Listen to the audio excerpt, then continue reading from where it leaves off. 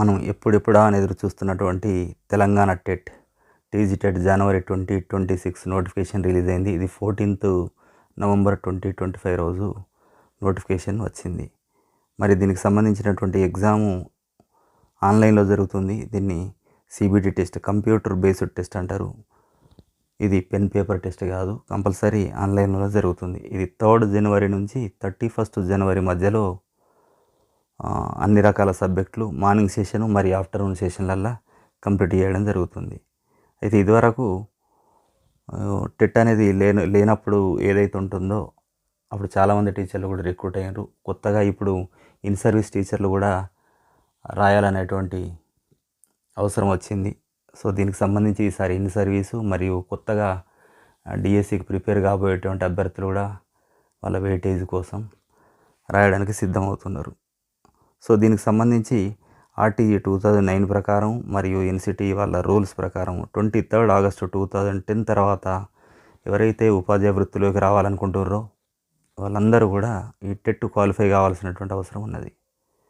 ఇకపోతే ఫస్ట్ నుంచి 8th class వరకు, అంటే ఫస్ట్ క్లాస్ నుంచి 8th క్లాస్ వరకు ఎవరైతే టీచింగ్ చేయాలనుకుంటున్నారో వారందరూ కూడా టెట్ క్వాలిఫై కావాల్సిందే ఆర్టీఈ ప్రకారం. మరి దీనికి సంబంధించినటువంటి వారు ఎవరెవరు ఎలిజిబుల్ అంటే all the candidates D Ed, B Ed, language pandits and its equivalent అంటుండ్రు. అంటే డిఎడ్ వాళ్ళు, బిఎడ్ వాళ్ళు, లాంగ్వేజ్ పండిట్ చేసిన వాళ్ళు, దానికి ఈక్వల్ ఇంకేమైనా కోర్సులు ఉన్నట్టయితే అవి చేసిన వాళ్ళందరూ కూడా ఈ టీజీ టెట్ రాయడానికి అర్హత కలిగి ఉంటారు. ఈ టీజీ టెట్ క్వాలిఫై అయిన వాళ్ళే మళ్ళీ డిఎస్ రాసే అవకాశం ఉంటుంది. అదంతా మీకు అందరికీ తెలుసు. ఇకపోతే మరి టీజీ టెట్ పేపర్లో ఇంతకుముందులాగే 2 పేపర్స్ ఉంటుంది.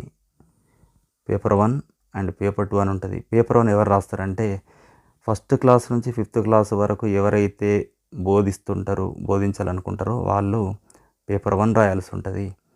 మరి 6th నుంచి 8th క్లాసు బోధించాలనుకున్న వాళ్ళు పేపరు 2 రాయాల్సి ఉంటుంది.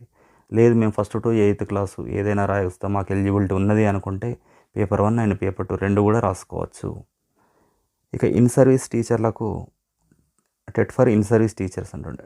ఇన్ సర్వీస్ టీచర్లకు అనేది ఈసారే మొదటిసారి ఇది.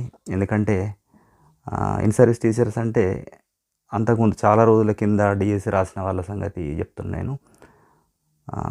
వాళ్ళు టెట్ లేకుండానే వాళ్ళకి ఎలిజిబిలిటీ ఇవ్వడం జరిగింది. వాళ్ళు సర్వీస్ ఉన్నారు, చాలా సంవత్సరాల నుంచి పనిచేస్తున్నారు. కానీ కొత్తగా వాళ్ళు కూడా అంటే ఎవరైతే 5 సంవత్సరాల కంటే ఎక్కువగా సర్వీస్ ఉన్న వాళ్ళు ఉన్నారో వాళ్ళు కంపల్సరీ టెట్ క్వాలిఫై కావాలనేది కోర్టు తీర్పు ఉన్నది. మరి దీని మీద మళ్ళీ కోర్టుకు దాని ఏం జరుగుతుందో చూడాలి. కానీ అప్పటి వరకు అయితే మనం ప్రిపేర్ అయ్యి రాయడానికి అంత సిద్ధమవుతున్నారు. అయితే దీనిలో ఉన్నటువంటి లోపం ఏంటంటే ఒక ఇన్ సర్వీస్ టీచర్లకనే కాకుండా కొత్త అభ్యర్థులు ఎవరికైనా కూడా ఎవరి సబ్జెక్ట్లో వాళ్ళ సత్తా ఏంటో తెలుసుకునే విధంగా వాళ్ళ సబ్జెక్టులో మాత్రం ఎగ్జామ్ ఉంటే బాగుండేది. కానీ కొన్నిసార్లు వాళ్ళ సబ్జెక్టు తక్కువ వెయిటేజ్ ఉంది, వేరే సబ్జెక్టులకు ఎక్కువ వెయిటేజ్ ఉంది. ఫర్ ఎగ్జాంపుల్ లాంగ్వేజ్ వాళ్ళకు, బయాలజీ వాళ్ళకు తీసుకుంటే వాళ్ళ సబ్జెక్టు తక్కువ వెయిటేజ్ ఉన్నది, వేరే సబ్జెక్టులకు ఎక్కువ వెయిటేజ్ ఉంది. ఇది కరెక్ట్ కాదు. మరి టెట్ స్టార్ట్ అయిపోయి ఇన్ని సంవత్సరాలు అవుతుంది కానీ ఇంతవరకు దీన్ని రివ్యూ చేయడం జరుగుతలేదు.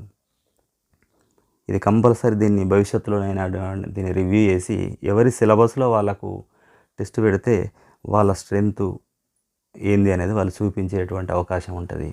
ఇప్పుడు డిఎస్సి అభ్యర్థులు అయినప్పుడు కూడా వాళ్ళు డిఎస్సి రాసేటప్పుడేమో ఎవరి సబ్జెక్టులో వాళ్ళు తరోగా ప్రిపేర్ అవుతున్నారు. కానీ టెట్ క్వాలిఫై అవ్వడం, ఆ టెట్లో స్కోర్ పెంచుకోవడం అనేది చాలా కష్టంతో కూడుకున్నటువంటి పని. అయితే ఇప్పుడు ఇన్ సర్వీస్ టీచర్లు అయితే ఇప్పుడు చాలా సంవత్సరాల నుంచి వాళ్ళ సబ్జెక్టులే ఉన్నారు. వాళ్ళ సబ్జెక్టులో వాళ్ళకి ఎగ్జామ్ పెడితే ఎంత దూరం అయినటువంటి వెళ్ళే అవకాశం ఉంటుంది, ఎంత స్కోర్ అయినా చేసే అవకాశం ఉంటుంది. కానీ అదర్ దాన్ దేర్ సబ్జెక్ట్ అనేసరికి వాళ్ళు చాలా ఇబ్బంది పడుతారు. అయినప్పుడు కూడా ఇప్పుడు తప్పట్లేదు కనుక ఏది అనేది చూద్దాం. సో ఇక్కడ all in service teachers, government, local body, ఈ ప్రైవేటు చేసేట ఎయిడెడ్, అన్ఎయిడెడ్ వీళ్ళందరూ కూడా స్టేట్ గవర్నమెంట్ టెట్ కానీ లేదా సెంట్రల్ గవర్నమెంట్ నిర్వహించేటువంటి సీటెట్ కానీ క్వాలిఫై కావాల్సినటువంటి అవసరం ఉన్నది. ఇకపోతే ఎస్జిటీలు మరి ఎల్ఎఫ్ఎల్హెచ్ఎంలు, అంటే ఎస్జిటీలు, ఎల్ఎఫ్ఎల్హెచ్ఎంలు వీళ్ళు డిఎడ్ చేసిన వాళ్ళైనా బీఎడ్ చేసిన వాళ్ళైనా. అంటే ఇంతకుముందు బీఎడ్ చేసిన వాళ్ళు కూడా ఎస్జిటిగా పనిచేసిన వాళ్ళు చాలామంది ఉన్నారు. ఎందుకంటే అప్పుడు బీఎడ్ చేసిన వాళ్ళకి, డిఎడ్ చేసిన వాళ్ళకి అందరూ కూడా ఎగ్జామ్ ఎస్జిటికి అవకాశం ఇచ్చారు. వాళ్ళు ఉద్యోగాలు సాధించారు, ఇప్పుడు చేస్తున్నారు. సో అంటే ఇక్కడ ఉద్దేశం ఏంటంటే ఫస్ట్ నుంచి ఫిఫ్త్ వరకు ప్రజెంట్ ఎవరైతే టీచ్ చేస్తున్నారో, బోధిస్తున్నారో వాళ్ళు కంపల్సరీ పేపర్ 1 రాయాల్సి ఉంటుంది. ఇక అంటే ఫస్ట్ నుంచి ఫిఫ్త్ వరకు బోధించే టీచర్లు వాళ్ళు బీఎడ్ చేసినప్పటికీ, డిఎడ్ చేసినప్పటికీ ఏదేమైనా వాళ్ళు పేపర్ 1 క్వాలిఫై కావాలి. ఇక school assistants, language pandits, high school head masters అంటే వీళ్ళు 6th నుంచి 8th వరకు, అంటే 6th నుంచి 8th వరకు ఎవరైతే బోధిస్తున్నారో వాళ్ళు కంపల్సరీ టెట్ 2 రాయాల్సి ఉంటుంది. వీళ్ళు టెట్ 2 క్వాలిఫై కావాల్సి ఉంటుంది. ఇది ఇక్కడ ఉన్నటువంటి కండిషన్స్. అంటే భవిష్యత్తులో వచ్చే టీచర్లైనా, ఇప్పుడున్న టీచర్లైనా ఈ క్లాస్ వైజ్గా పేపర్ 1 ఆర్ పేపర్ 2 అనేది కంపల్సరీ ఇవ్వాల్సినటువంటి అవసరం ఉన్నది. ఇకపోతే మరి ఎగ్జామ్ టైం ఎప్పుడుంది? మనం ముందే చెప్పుకున్నట్టు 3rd జనవరి నుంచి 31st జనవరి వరకు ఉన్నది. అది మార్నింగ్ సెషన్ జరుగుతుంది, ఆఫ్టర్నూన్ సెషన్ జరుగుతుంది. మార్నింగ్ 9 to 11:30 అంటే 2.5 hours. మళ్ళీ మధ్యాహ్నం కూడా 2.5 hours ఉంటాయి. 2 to 4:30 ఉంటుంది. అంటే ఎంసెట్ లాగా మెయిన్స్ అడ్వాన్స్, ఇటు జేఈ మెయిన్స్ అడ్వాన్స్ లాగా సెషన్స్ ఉంటాయి. ఆన్లైన్ బేస్డ్ ఎగ్జామ్స్ ఉంటాయి. సో చాలామంది ఇన్ సర్వీస్ టీచర్లు కూడా ఇప్పుడు ఆన్లైన్ ఎగ్జామ్స్ సీనియర్స్ వాళ్ళకి అవసరం రాలేదు. యాక్చువల్గా ఆన్లైన్ ఎగ్జామ్స్ రాసి ఉండరు, కానీ వాళ్ళంతా కూడా ఒకసారి ఆన్లైన్ ఎగ్జామ్ ఎట్లా ఏంది అనేది కూడా కొన్నిసార్లు ప్రాక్టీస్ చేసుకోవాల్సిన అవసరం, దాని గురించి తెలుసుకోవాల్సినటువంటి అవసరం కూడా ఉన్నది. ఇక అప్లై చేయడానికి ఎగ్జామ్ ఫీ 750 రూపాయలు, అంటే ఒక పేపర్కి 750 రూపాయలు అనేది ఉన్నది. లేదు మేము 2 పేపర్ రాస్తాం అనుకుంటే 1000 రూపాయల ఫీజు అనేది ఉన్నది. పేపర్ 1, 2 2 రాయడానికి కొరకు. ఇక మరి డేట్లు, ముఖ్యమైనటువంటి డేట్లు ఎగ్జామ్ ఫీ పే చేయడానికి 15th నవంబర్ నుంచి 29th నవంబర్ వరకు. ఆల్రెడీ 15th నుంచి స్టార్ట్ అయిపోయింది. 15th నుంచి 29th నవంబర్ వరకు ఎగ్జామ్ ఫీ కట్టడానికి అవకాశం ఉంది. దీంతో పాటు మరి ఎగ్జామ్ ఫీ కట్టిన తర్వాత అప్లికేషన్ సబ్మిట్ చేయాలి. అంటే అన్ని వివరాలన్నీ ఫిలప్ చేసి అప్లికేషన్ సబ్మిట్ చేయాల్సి ఉంటుంది. ఈ అప్లికేషన్ సబ్మిట్ చేయడానికి కూడా సేమ్ డేట్సే ఉన్నది, 15th to 29th వరకు ఉన్నది. ముఖ్యంగా ఇప్పుడు ఏంటంటే ఇక ఎగ్జామ్ సెంటర్స్ గురించి. అప్లై చేసిన తర్వాత మనం అప్లై చేసే టైం లోపల ఎగ్జామ్ సెంటర్స్ని మనం ఆప్షన్ ఇవ్వాల్సి ఉంటుంది. ఈ ఎగ్జామ్ సెంటర్స్ విషయంలో మనం చేయాల్సింది ఏంటంటే, గతంలో చాలామంది ఒక డిస్టిక్ వాళ్ళు ఇంకెక్కడెక్కడికో చాలా దూరంలో ఉన్నటువంటి జిల్లాలలో ఎగ్జామ్స్ రాయాల్సినటువంటి పరిస్థితి వచ్చింది. నిజానికి అవసరం ఎందుకు వచ్చిందంటే, చిట్ట చివరిలో అప్లై చేసిన వాళ్ళకి ఇట్లాంటి ప్రాబ్లమ్స్ వచ్చినాయి. ఇంకా ముఖ్యంగా ఫీమేల్ క్యాండిడేట్స్ అయితే చిన్నపిల్లల్ని తీసుకొని వాళ్ళు జర్నీ చేసుకుంటూ ఎక్కడెక్కడ పోయి ఒకరోజు ముందు పోయి అక్కడనే ఎక్కడన్నా షెల్టర్ తీసుకొని ఉండకుండా చాలా ఇబ్బంది పడ్డారు. ఇది మెయిన్గా దీనికి కారణం ఏంటంటే లేట్గా అప్లై చేయడం వల్ల అయిపోతుంది. ఎందుకంటే ప్రతి డిస్టిక్లో సీటింగ్ కెపాసిటీని బట్టి, అంటే ఆన్లైన్ బేస్డ్ టెస్ట్ కనుక ఇది అక్కడ ఎంతమందికి ఎగ్జామ్ రాయడానికి అవకాశం ఉందో అంతమంది అయిపోయేంత వరకు ఫస్ట్ అలాట్ అవుతుంది. ఆ తర్వాత లేట్గా అప్లై చేసిన వాళ్ళకంటే లేట్గా అప్లై చేసిన వాళ్ళకి చాలామందికి దూరం ఎగ్జామ్ సెంటర్ రావడం జరిగిందని చెప్పారు. అది ఒకవేళ కొంతమందికి అటు ఇటు కూడా అయిన అవకాశాలు ఉంటే ఉండవచ్చు, కానీ దాదాపు అయితే ముందు అప్లై చేసిన వాళ్ళకి ముందు వచ్చే అవకాశం ఉంటుంది. కనుక తొందరగా అప్లై చేసుకుంటే బాగుంటుంది. ఇది ఇక ఎలిజిబిలిటీ క్రైటీరియా ఇంతకుముందు చెప్పుకున్నాం మనం. పేపర్ 1 ఎవరు, 2 ఎవరు అనేది దీనికి చూసుకున్నాం. దీని తర్వాత దీనికి సంబంధించినట్టు సిలబసు మిగతా అన్నీ కూడా మనం ఈ ఫ్రీ బులెటిన్లో చూసుకోవచ్చు. ఇన్ఫర్మేషన్ బులెటిన్ ఉంటుంది, దానిలో అన్ని వివరాలు ఉంటాయి. ఈ పేపర్ 1 కానీ 2 కానీ ఏమైందంటే 150 మార్కులకు ఉన్నది, 150 మార్క్స్ పేపరు ఉంటుంది. ఈ 150లో సబ్జెక్ట్ వైజ్ ఏమేమి ఉంటాయని మళ్ళీ నెక్స్ట్ వీడియోలో మనం సిలబస్ ప్రకారం సిలబస్ మీద డిస్కస్ చేసుకుందాం. ఇక ఇది కంప్యూటర్ బేస్డ్ టెస్ట్ అనేది మీ అందరికీ తెలుసు. దీని తర్వాత ఎగ్జామ్ తర్వాత ఫస్ట్ ఇనిషియల్ కీ ఇస్తాడు. ఇనిషియల్ కీ ఇచ్చిన తర్వాత దీనిపైన మనకేమన్నా ఆన్సర్స్ మీద డౌట్స్ ఉంటే ఆబ్జెక్షన్స్ రైజ్ చేయొచ్చు. ఒక డేట్ ఇస్తాడు. ఆ డేట్ తర్వాత మాత్రం ఆబ్జెక్షన్స్ ఆన్లైన్లో చేయాల్సి ఉంటుంది. ఆ డేట్ తర్వాత ఆబ్జెక్షన్స్ ఆలో చేయడు. ఆ తర్వాత ఫైనల్ కీ అనేది వస్తుంది. ఈ ఫైనల్ కీ వచ్చిందంటే ఇక అదే ఫైనల్. దాని తర్వాత మార్పులు చేర్పులు ఏముండవు. ఇక మరి పాస్ క్రైటీరియా అంటే క్వాలిఫై కావడానికి కొరకు కేటగిరీ వైజ్గా ఇక్కడ మార్క్స్ ఇవ్వడం జరిగింది. ఈ కేటగిరీ వైజ్గా మార్క్స్ ఇవ్వడం జరగడం వల్ల ఏమవుతుందంటే జనరల్ అభ్యర్థులు 60% అండ్ బీసీ వాళ్ళు 50%, ఎస్సీ ఎస్టీ అండ్ డిజేబుల్డ్ వాళ్ళు ఎవరైతే ఉన్నారో 40%. అంటే టోటల్ 150 మార్క్స్ లోపల 60% అంటే 90 ఎవరు జనరల్ వాళ్ళు ఓసీ ఈడబ్ల్యూఎస్ వాళ్ళు ఎవరైతే ఉన్నారో వాళ్ళు 90 మార్కులు 90 మార్క్స్ వస్తేనే క్వాలిఫై అయినట్టు లెక్క. ఇక బీసీ వాళ్ళు 50% అంటే సగం 150కి 75 మార్కులు వస్తే బీసీ వాళ్ళు క్వాలిఫై అయినట్టు లెక్క. ఎస్సీ ఎస్టీ డిజేబుల్డ్ క్యాండిడేట్స్ 40% అంటే 60 మార్క్స్ వచ్చినా సరిపోతుంది ఇక్కడ. అంటే ఇక్కడ 60-75 వరకు ఓకే, కానీ ఇక్కడ జనరల్ వాళ్ళు ఒక 90 మార్క్స్ తీసుకురావడం అనేది అది మామూలు విషయం కాదు. ఎందుకంటే ఇప్పుడు కొత్తగా ప్రిపేర్ అవుతున్నటువంటి పిల్లలు కూడా చాలామంది క్యాండిడేట్స్ వాళ్ళు చాలా రోజుల నుంచి స్కోరింగ్ కొరకు ట్రై చేస్తూ ఉన్నారు. వాళ్ళు కూడా ఈ 90 దాటడం అంటే మామూలు విషయం కాదు టెట్ ఎగ్జామ్.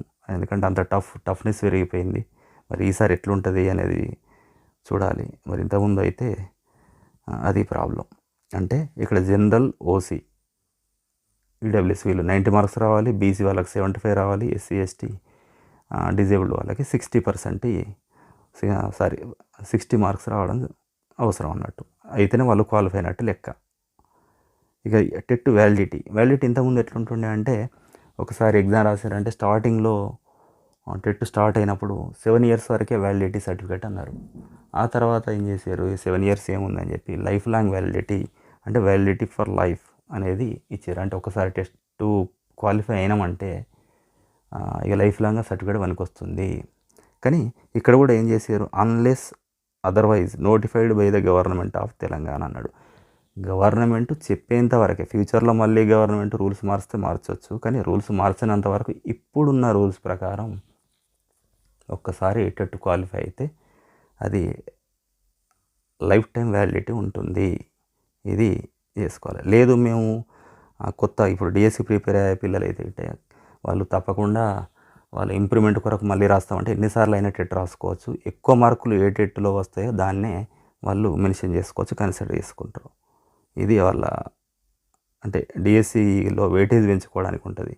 సరే, ఇక్కడ TET score shall have 20% weightage for future recruitments. ఇక్కడ ఏంటంటే రాబోయే డిఎస్సి రాయబోయే అభ్యర్థులకి ఆ క్యాండిడేట్స్కి 20% వెయిటేజ్ ఉంటుంది. దీన్ని కూడా ఎట్లా చేస్తారంటే ఈ 20%ని ఈక్వల్ టు 150 మార్క్స్కి టాలీ చేసుకొని దాని ప్రకారం రేషియో ప్రకారం ఈ వెయిటేజ్ అనేది ఇస్తారు ఇక్కడ.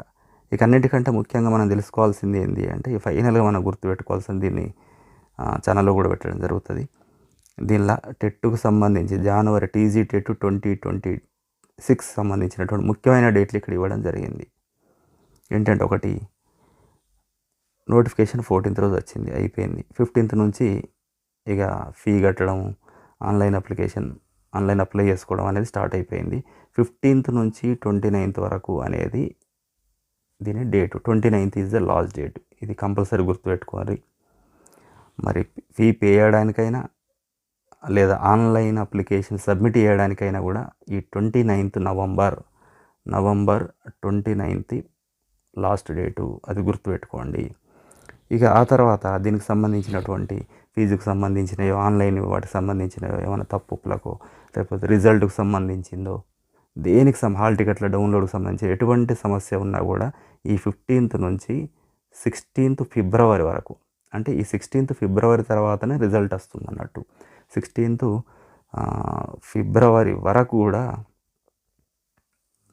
మనకు హెల్ప్ డెస్క్ అందుబాటులో ఉంటుంది. అంటే మనకేమైనా డౌట్స్ వచ్చినా కూడా వాళ్ళు సర్వీస్ ఇస్తారు, మనం కాల్ చేసుకోవచ్చు. ఇది ఇక హాల్ టికెట్ డౌన్లోడ్ సంబంధించింది 27 డిసెంబర్. అంటే ఇక్కడ హాల్ టికెట్ డౌన్లోడ్ కూడా పర్టికులర్ డేట్ ముందే వేయడం జరిగింది కనుక ఎగ్జామ్ విషయం లోపల కూడా ఎటువంటి తేడాలు ఉండవు. ఖచ్చితంగా మనకు అతి తక్కువ టైం ఉంది కనుక దీన్ని సీరియస్గా తీసుకొని ప్రిపేర్ కావాల్సినటువంటి అవసరం ఉన్నది.